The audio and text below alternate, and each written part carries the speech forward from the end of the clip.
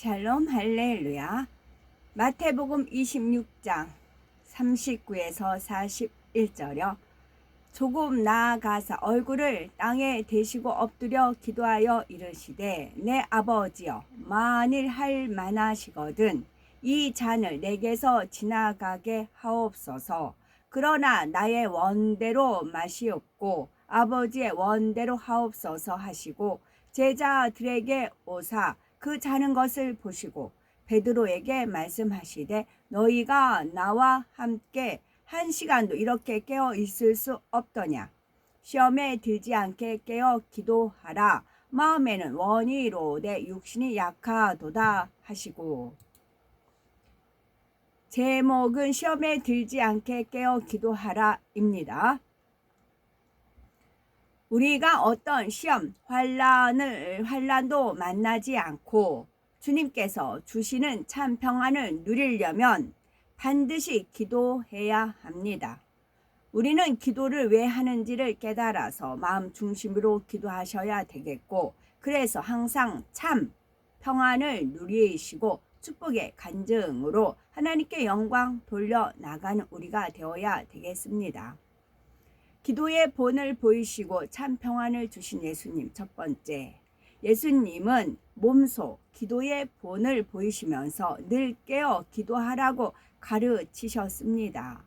십자가를 지을 때가 임박함을 아시고 겟세마네 동산에서 기도하실 때에는 엎드려 얼굴을 땅에 대기까지 간절히 기도하셨지요. 그러나 함께 간 제자들은 잠들어 버리고 말았습니다. 이 모습을 보시고 예수님은 수제자 베드로에게 안타깝게 말씀하십니다.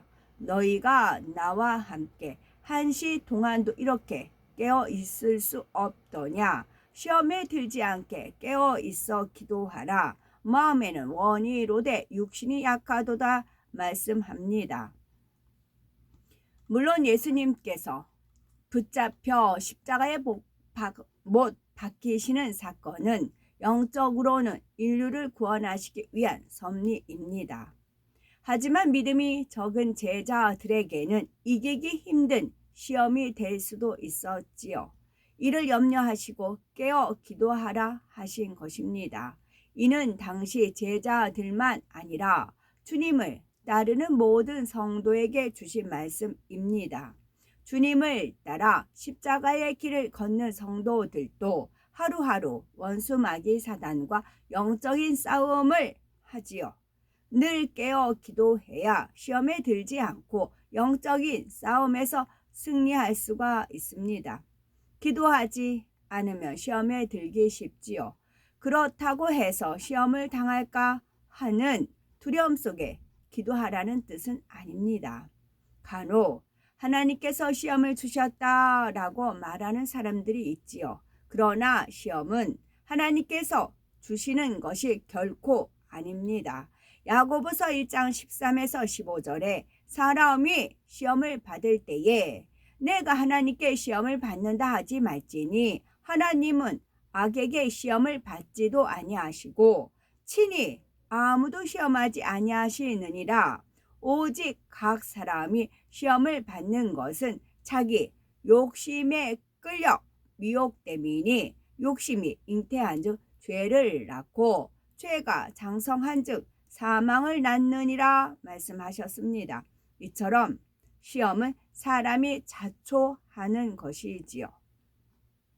하나님께서는 에레미야 29장 11에서 12절에 나 여호와가 말하노라. 너희를 향한 나의 생각은 내가 아나니 재앙이 아니요 곧 평안이요 너희 장래의 소망을 주려 하는 생각이라. 너희는 내게 부르짖으며 와서 내게 기도하면 내가 들을 것이라 하셨습니다. 즉 자녀들이 재앙 만나지 않고 평안과 소망 가운데 살기를 바라는 하나님의 마음이지요.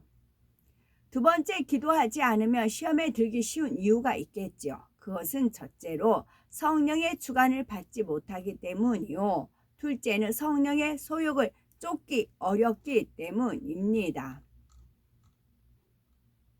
기도하지 않으면 시험에 들기 쉬운 이유는 성령의 주관을 받지 못하기 때문입니다. 예를 들어 사업을 하다가 큰 어려움을 겪는 분들이 있지요. 이런 경우 기도에서 주관을 받기보다는 자기 욕심에 이끌려 일을 추진한 경우가 많지요. 가령 시에 적절하지 않은 계획을 하거나 무리하게 사업을 확장함으로써 어려움을 자초합니다. 그러나 기도하여 성령의 주관대로 모든 일을 추진하며 형통하지요. 요한복음 16장 13절에 예수님께서 진리의 성령이 오시면 그가 너희를 모든 진리 가운데로 인도하시리니 그가 자의로 말하지 않고 오직 듣는 것을 말하시며 장래 일을 너희에게 알리시리라 말씀하셨습니다. 이 말씀대로 성령은 성도들을 진리 곧 하나님 말씀대로 살도록 인도하십니다. 진리인 하나님의 말씀대로 살아가면 시험거리 자체를 만들지 않게 됩니다. 그러면 원수마귀 사단이 그러면 원수마귀 사단이 송사할 빌미가 없지요. 만약 어떤 실수나 외부 요소로 인해서 시험이 온다 해도 성령은 시험이 올 것을 미리 알려주셔서 대비케 해 주십니다. 피할 길을 주시지요. 그런데 간혹 어떤 분들은 말씀대로 행했는데도 어려움이 왔다고 말합니다. 과연 말씀대로 행했는데도 시험이 왔을까요? 스스로는 진리 말씀대로 행한다고 자부해도 자신의 의와 자신의 틀이 있는 상태에서는 진리를 100% 분별하기가 어렵습니다. 의라는 것은 간단히 말해서 자신이 옳다고 여기는 것이며 그 의가 단단하게 굳은 것이 틀입니다. 사도 바울은 지식이 많은 사람이었고 자기 의가 강한 사람이었습니다. 그러나 주님을 영접한 뒤로는 자신의 의가 대부분 하나님의 뜻에 맞지 않음을 절실히 체험하고는 다음과 같이 고백을 합니다. 고린도후서 10장 5절에 모든 이론을 파하며 하나님 아는 것을 대적하여 높아진 것을 다 파하고 모든 생각을 사로잡아 그리스도에게 복종케 하니 이렇게 자신의 생각과 이론이 있는 한은 성령의 주관을 받기가 어렵습니다. 자신의 생각과 이론이 있는 한은 성령의 주관을 받기가 어렵습니다. 그러므로 범사에 하나님의 뜻을 정확히 알려면 항상 깨어 기도함으로 성령의 주관을 정확하게 받아야 합니다. 또한 동시에 불같이 기도하여 자기 의와 자기 틀을 깨뜨려 나가야 하지요. 그러나 신앙의 연륜이 쌓이고 말씀 지식이 많이 쌓이면 진리 안에서 또 다른 틀을 만들기도 합니다. 명백한 비진리는 아니지만 온전한 진리는 아닌 진리의 틀을 갖게 됩니다. 이런 것은 불같이 기도하여야만 발견할 수가 있고 깨트릴 수가 있습니다.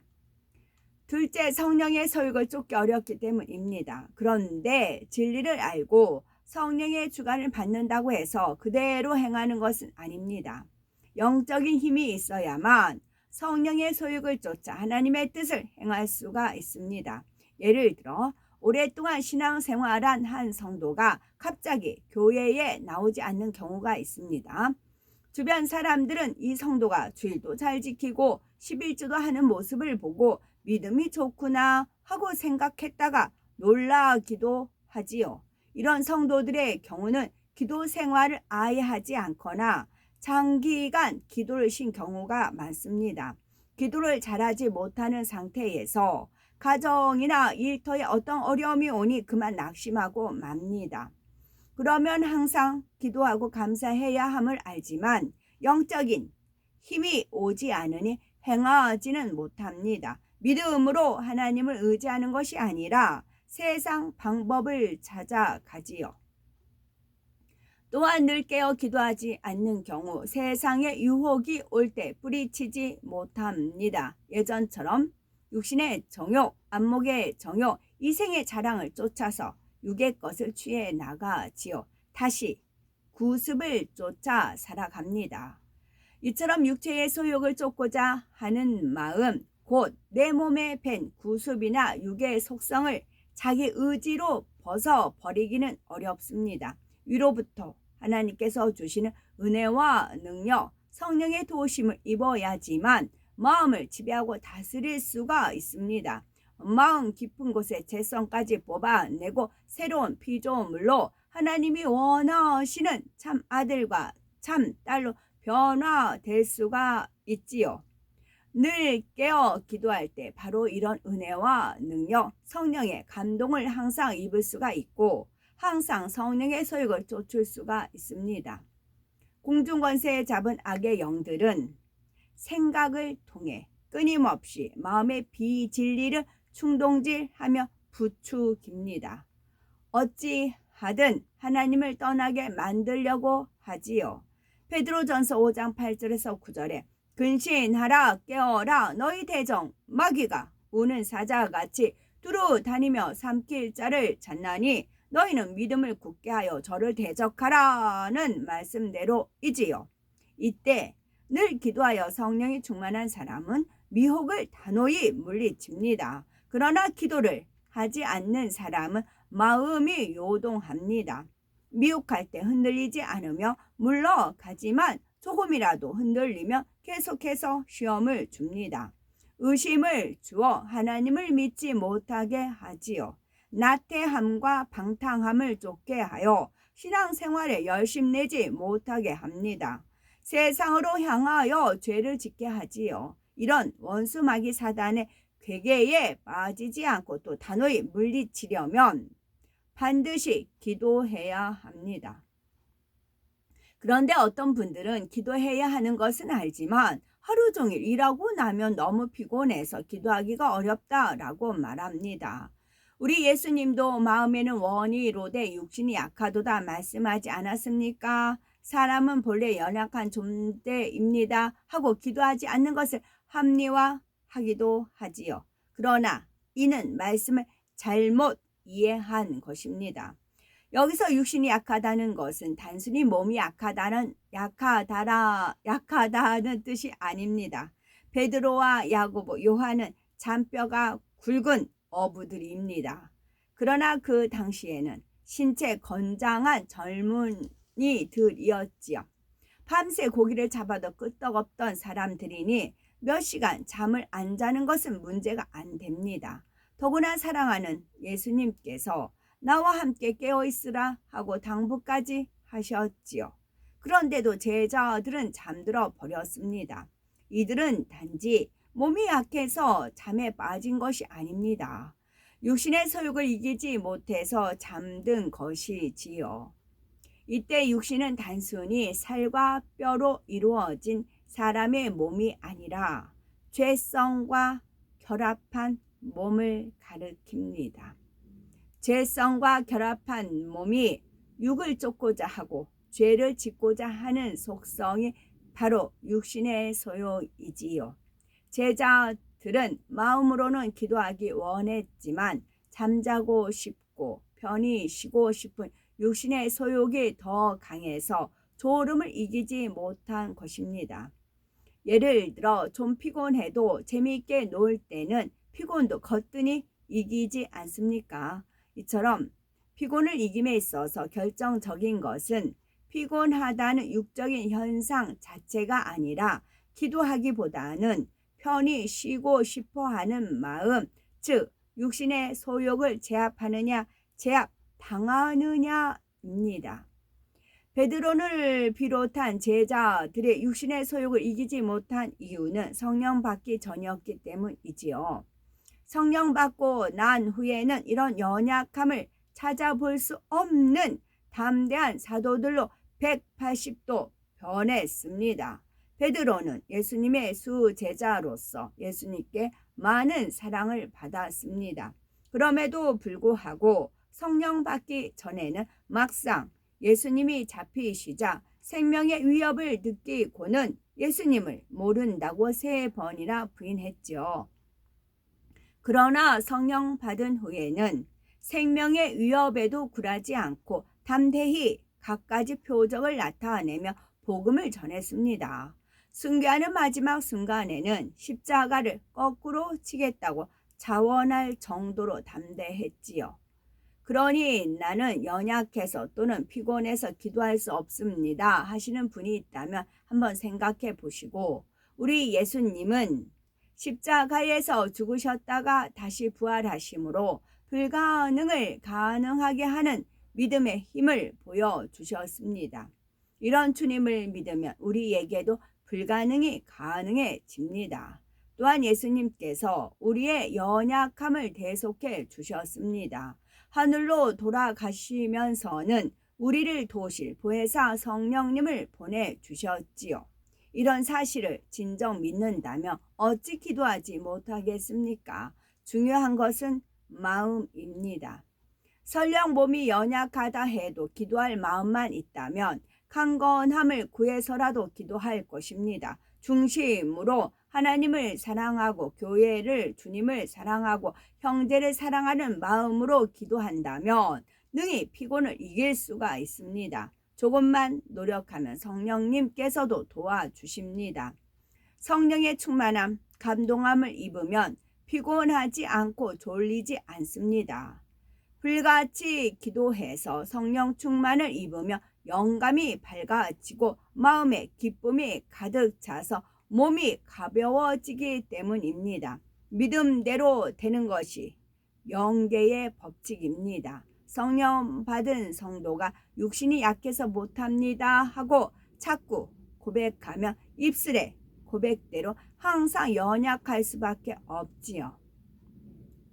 물고기는 물 밖에 건져 놓으면 결국 죽고 맙니다. 호흡할 수가 없기 때문이지요. 우리 영혼도 마찬가지입니다. 하나님의 자녀로 거듭난 영혼은 기도하지 않으면 죽을 수밖에 없습니다. 기도는 영혼의 호흡이기 때문이지요. 주님을 영접하는 순간 죄로 인해 죽었던 우리의 영이 살아났습니다. 다시금 죄에 가담하여 생명을 잃는 일이 없으려면 반드시 영적인 능력을 공급받아야 하지요. 늘 깨어 기도함으로 성령의 감동, 감화, 교통 속에서 살아야 합니다. 이처럼 영혼이 잘 되면 범사에 잘 되고 강건한 축복이 따릅니다. 또한 하나님께서 항상 지켜주시지요. 우리는 늘 깨어 기도하시고 그래서 세상을 이기고 사명을 잘 감당하셔야 되겠고, 그래서 새 예루살렘에 꼭 들어가 아버지 하나님 주님의 얼굴을 뵙고 행복하게 대화 나눌 수 있는 우리가 되셔야 되겠습니다. 아멘. 뿌리 깊은 나무 한글 창제 세종대왕 그 드라마의 거의 끝부분에서 이제 우리나라 말을 반대해가지고 한자가 그러면 이제 계급 체계가 무너진다 해서 많이 반대를 했잖아요. 이제 반대를 했는데 그 한글은 익히기가 쉬우니까 막 많이 퍼졌단 말이에요. 그래서 우리 한글 창제를 반대했던 무리가 있었고, 한글 창제는 이제 비밀리에 이루어져서 이제 반포가 되었잖아요. 그랬을 때 거의 마지막 장면에 막으려고 보니까 너나 할 거 없이 한글을 아는 겁니다. 너나 할 거 없이. 이게 이제 이렇게 빨리 퍼질 줄을 몰랐던 거지. 왜냐하면 쉽기 때문에 한자는 어렵잖아요. 이제 또 여러 가지 체들이 또 여러 가지가 있으니까. 그런데 한글은 쉽기 때문에 순식간에 퍼져 버렸잖아요. 그래서 막을 길이 없었잖아요. 마찬가지. 그래서 항상 저한테는 하나님께서 그 비전이 있어요. 그 드라마 끝에 부분에가 서로가 한글을 익히는 그런 마지막 부분이 있어요. 마찬가지요. 기복신앙이 막 계속 자리 잡고 있었잖아요. 기복신앙은 바리새인 서기관과 같은 자기들 기득권 그런 거잖아요. 그런데 여기서 성령의 감동, 감화, 교통 그것이 있잖아요. 성령의 감동, 감화, 교통은 어렵지 않고 쉬운 거라고요. 어렵지 않고 쉬운 것이라 실시간 나오는 대로 이제 성령의 감동을 주고 감화를 받고 성령과 교통하고 하다 보면 성령 충만해질 수 있어서 기복신앙이 아니고 인본이 아니고 신본, 하나님께 영광 돌리는 삶을 살 수가 있다는 겁니다. 아멘.